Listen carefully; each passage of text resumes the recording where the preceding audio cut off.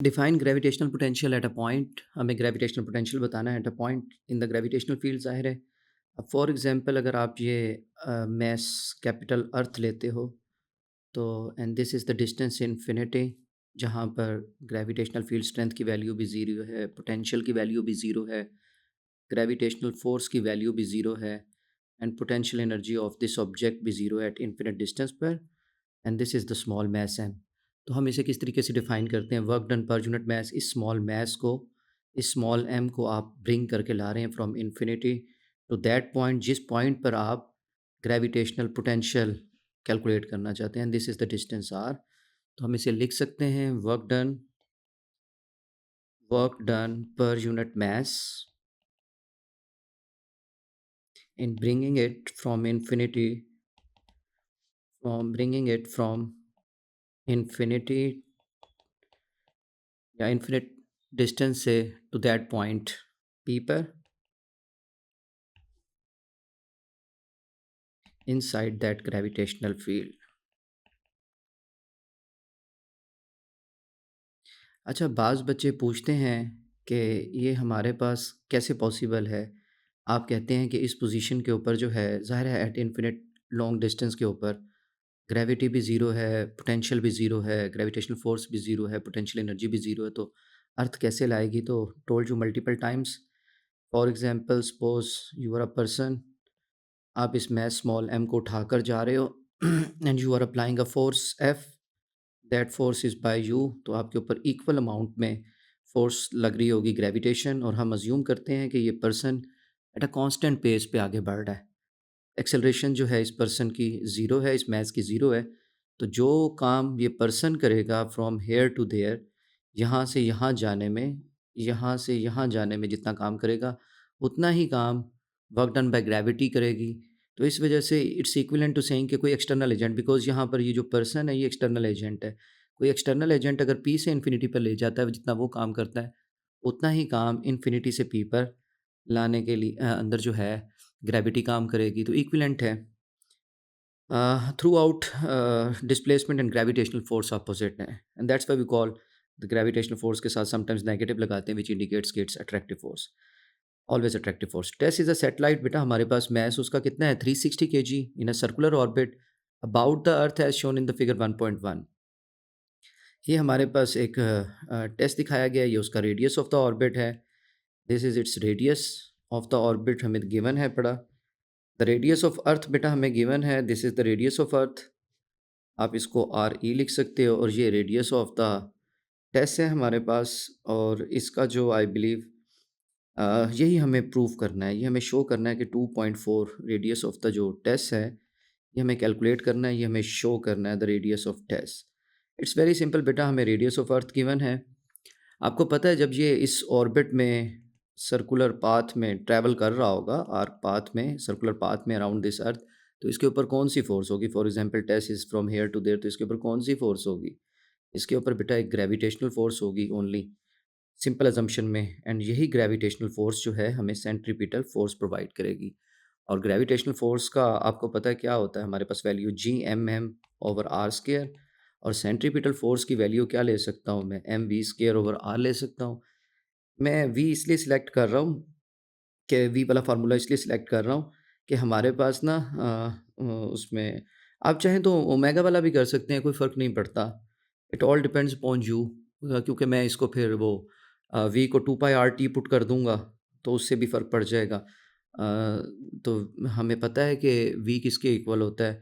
आप ओमेगा वाला भी कर सकते हैं, कोई फ़र्क नहीं पड़ता। 2 pi R over T use कर लेंगे। अगर ओमेगा यूज़ करोगे आप, अगर आप एफ सेंट्रीपिटल फोर्स जो है M R omega square use करते हो, तो ओमेगा की फिर आप value 2 pi over T put कर दोगे, बहुत सेम हो जाएंगे, फाइनल रिजल्ट सेम निकलेगा। तो मैंने ऑल तो ये यूज़ कर लिया, मैसेज दोनों साइड्स पर कैंसिल आउट हो जाएंगे बेटा हमारे पास, and we will left capital G M over, ये जो कैपिटल एम है ये मैस ऑफ द अर्थ को मैंने लिया है, keep in mind this is the mass of earth हमारे पास। तो अब ये हमारे पास जो है अर्थ का मैस यहाँ पर गिवन है, कैपिटल एम गिवन है 6.0 10 raised to power 24 kg, and this is going to become R, R square से कैंसिल आउट हो जाएगा। अगर आप ऑब्जर्व करो, ये आर का स्क्वायर जो है आर से कैंसिल आउट हो जाएगा। पीछे बेटा मेरे पास क्या बच जाता है? जी एम ओवर आर के बाद जो है यहाँ पर मेरे पास वी स्क्वायर बचेगा। इस वी स्क्वायर के अंदर जो है I can substitute 2 pi over T, 2 pi R over T. तो ये बेटा हमारे पास हो जाएगा 4 pi square R square over the T square, and this is the G M over the R. And यहाँ से अगर आप इसको फर्दर गौर से देखो तो ये हमारे पास बनता है T square 4 pi square R cube over the बेटा हमारे पास जी एम। एंड देन हमारे पास ये यहाँ से अगेन केपलर लॉ भी बनता है। केपलर लॉ प्रूव हो सकता है अगर आप देखो ये सारी चीज़ कांस्टेंट है आपके पास, ये सारी चीज़ जो है आपके पास कांस्टेंट है बेटा। तो आप इसको लिख सकते हो T square proportional to R cube. इस तरीके से भी आप प्रूव कर सकते हैं अपना केपलर्स लॉ। अब बेटा हमारे पास ये टी स्क्वायर हो गया R proportional to R cube, ये तो हमें यूज़ नहीं करना, हमें तो ये मेन रिजल्ट यही यूज़ करना है। तो मैं इसको आर को सब्जेक्ट बना लेता हूँ, R cube is equal to बेटा G M over the 4 pi square into the T square. अब बेटा हमें हमारे पास जो है 13.7 डेज़ टाइम दिया हुआ है। टाइम अगर 13.7 डेज़ हैं तो कितना बनेगा? 7 डेज़ के हिसाब से क्या हिसाब-किताब बनेगा इसका? ज़ाहिर है कि एक दिन में 24 आवर्स हैं हमारे पास, और 1 आवर में बेटा हमारे पास कितने मिनट्स होते हैं? 60 मिनट्स हैं, और 60 मिनट्स 1 मिनट में कितने सेकंड्स हैं? 60 seconds. So in terms of आप इसे 60 इंटू 60 3600 लिख सकते हो। तो अब मैं जी की वैल्यू पुट कर रहा हूँ 6.67 10 रेज़ टू पावर -11। बेटा मास मुझे गिवन है अर्थ का 6.0, ये यहाँ पर गिवन है 6.0 into 10 raise to power 24। And T square की जो वैल्यू है I can easily use G T square की क्या वैल्यू है बेटा मेरे पास? टी स्क्वायर की वैल्यू है मेरे पास 13.7 इंटू 24 इंटू बेटा हमारे पास हो जाएगा 3600। अगर आप ऑब्ज़र्व करो, let me shift it a little bit on the right words. अच्छा, तो ये हमारे पास 24 इंटू 3600 सेकेंड्स हो जाएगा, एंड नीचे हमारे पास 4 पाई स्क्वायर बन जाएगा। अगर आप इसको फर्दर गौर से देखो, ऑब्ज़र्व करो इस सारे को सिनेरियो को, अगर मैं दोनों साइड्स पर अब क्यूब रूट ले लूँ, लाइक द पावर 3 ले लूँ, होल पावर 3 ले लूँ, दोनों साइड्स पर 1/3 की होल पावर ले लूँ, तो आर फ्री हो जाएगा किसी भी पावर से, and I will get final answer मेरे पास फाइनल आंसर क्या आ जाएगा? Approximate 2.4, and that is the radius of the test. Test के ऑर्बिट का रेडियस निकल आया अराउंड दैट अर्थ हमारे पास 2.4 इंटू बेटा 10 raise to power 8 meters final answer आ जाएगा मेरे पास। नेक्स्ट पार्ट है बेटा calculate the change in gravitational potential energy between test in the orbit and the test on a launch pad on the surface. बेटा ये earth का centre है, अर्थ का whole mass assume to be concentrated at its centre, and this is the path G around the earth के sphere पे समझ लें, surface पे समझ लें। तो दिस इज़ माई R1। जब वो यहाँ पर था हमारे पास ना इस लॉन्च पैड के ऊपर, यहाँ पर टेस्ट था एट R1 डिस्टेंस, यानी कि उसकी लॉन्च पैड जो सरफेस ऑफ अर्थ पर था, and then there is a path जब वो यहाँ पर है तो एट अ डिस्टेंस R2 पर है। यहाँ पर ग्रेविटेशनल पोटेंशियल phi 1 होगा which is a phi of R1 obviously, और इसकी वैल्यू क्या होगी हमारे पास? G M over R with a negative sign R1 के साथ। R2 की क्या वैल्यू होगी बेटा? माइनस जी एम ओवर हमारे पास R2 हो जाएगा। तो इस डिस्टेंस R2 के ऊपर, एंड दिस इज़ बेसिकली मेरे पास आ जाएगा ग्रेविटेशनल पोटेंशियल phi 2, या हम इसे लिख सकते हैं phi of R2 at a distance R2 के ऊपर, बिकॉज़ इसका डिस्टेंस जो है मेरे पास R2 है, एक डिस्टेंस R2 है और एक डिस्टेंस जो है बेटा मेरे पास R1 है, keep in mind. And it's very simple. अब हमें ज़ाहिर है कि इसका चेंज देखना है, चेंज इन पोटेंशियल देखना है, because he said the change in gravitational potential. तो डेल्टा फाई किसके इक्वल होता है बेटा? Final potential minus initial potential. R2 बड़ा है तो वहाँ पर पोटेंशियल की वैल्यू कम होगी। लेकिन ये जो नेगेटिव के साइंस हैं इसलिए हम हमेशा बड़े में से छोटा लेना पसंद करते हैं, तो ऑटोमेटिक चेंज इन पोटेंशियल जो है पॉजिटिव आ जाता है। अगर आपने फाई 1 माइनस फाई 2 ले लिया तब भी करेक्ट है, परेशान होने की ज़रूरत नहीं है। एंड में उसकी मैग्नीट्यूड लिख दें, आंसर के नेगेटिव को पॉजिटिव कर दें, पैरेंथेसिस में लिख लें।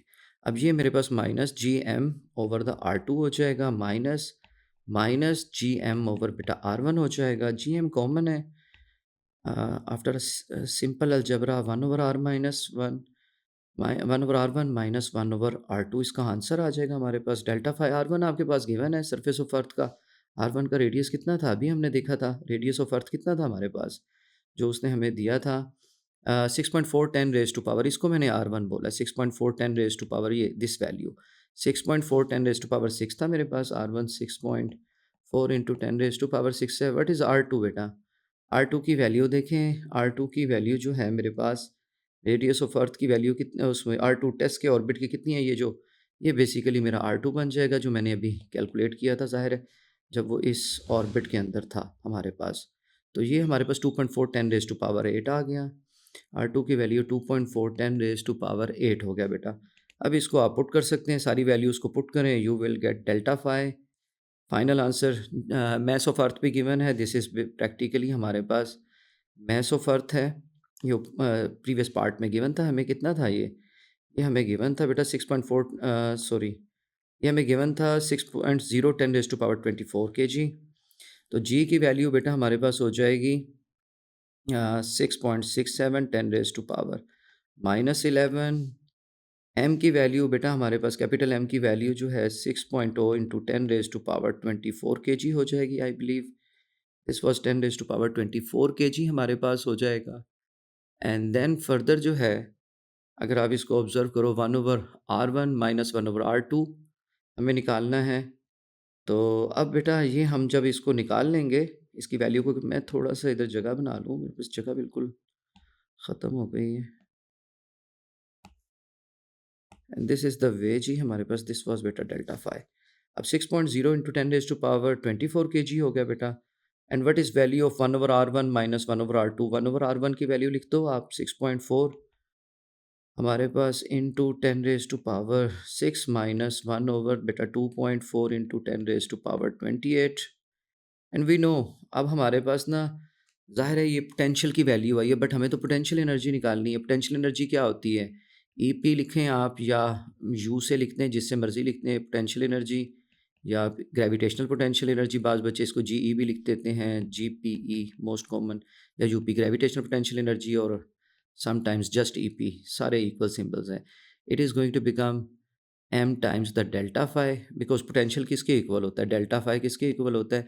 Potential energy per unit mass के। तो मास जब इससे मल्टीप्लाई होगा तो पोटेंशियल एनर्जी क्या आ जाएगी वैल्यू, मुझे मेरे पास E P is equal to M delta phi, and that is very simple. अब आप स्मॉल मास टेस्ट का है, ये टेस्ट वाले सैटेलाइट का मास है मेरे पास, और टेस्ट का मास मेरे पास कितना गिवन है मुझे, अगर आप देखें गिवन भी है कि नहीं है, मुझे क्वेश्चन में रिकॉल करें। तो हमारे पास टेस्ट का मैथ्स गिवन है हमें, मैथ्स एट इट्स सेंटर तो गिवन है हमें।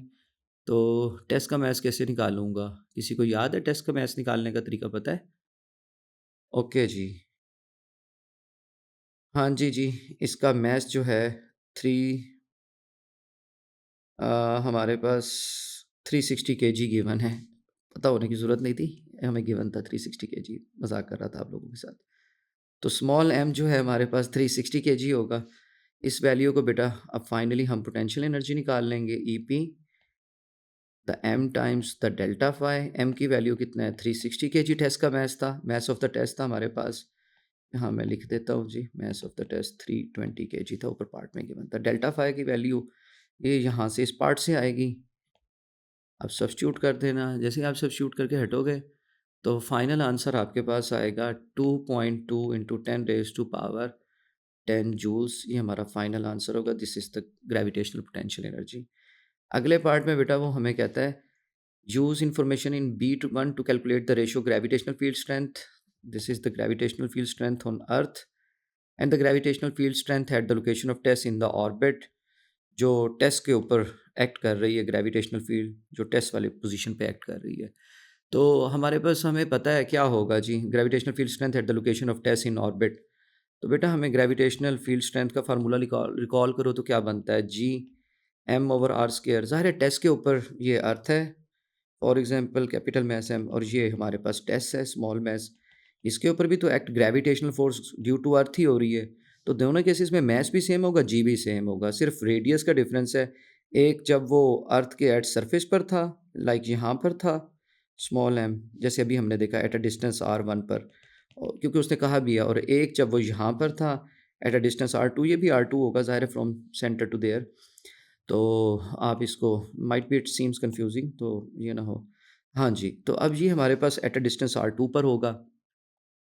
अब इस हवाले से बेटा अगर आप ऑब्ज़र्व करो हमारे पास, तो जी जो gravitational field strength at some point है वो inversely proportion to 1 over square है। अब जीई ऊपर है तो आरई नीचे आ जाना चाहिए। टेस्ट के ऊपर जो ग्रेविटी लग रही है, जहाँ टेस्ट का रेडियस है बेटा आरटी हो जाना चाहिए, आरटी या आर2 जो मर्ज़ी आप इसे यूज़ करें। दिस इज़ आर1 हमारे पास इंटरनल रेडियस जो है आर1 या रेडियस ऑफ अर्थ जो मर्ज़ी आप यूज़ करें। तो ये ज़ाहिर है कि इस फ़ॉर्मूले को यूज़ करते हुए मैं इसको लिख सकता हूँ एंड द फाइनल आंसर क्या हो जाएगा मेरे पास बेटा आर टी की वैल्यू क्या हो जाएगी, आर टेस्ट का स्क्वायर क्या हो जाएगा। अभी हम रेडियस ऑफ टेस्ट निकाल कर आए थे 2.4 10 रेज़ टू पावर 8 मीटर्स। इसको यूज़ कर दें 2.4 इंटू 10 रेज़ टू पावर 8 का स्क्वायर बेटा जी हमारे पास हो जाएगा and divided by radius of earth I believe हमारे पास 6.4 10 रेज़ टू पावर 6 मीटर्स थी। 6.4 10 रेज़ टू पावर 6 मीटर्स था हमारे पास, द फाइनल स्क्वायर हो जाएगा।